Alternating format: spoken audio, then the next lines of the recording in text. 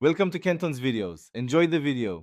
Start by charging the Beats Solo 4 with the included USB-C cable.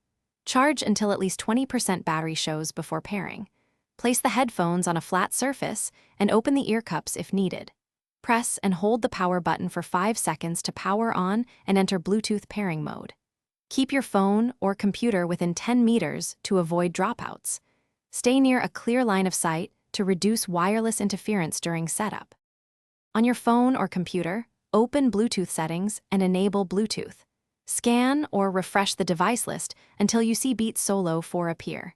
Tap the Beats Solo 4 entry to start pairing and follow any on-screen prompts. If the device asks for a code, use 0000 or accept the pairing request. Wait up to 30 seconds for both devices to complete the handshake and confirm the connection.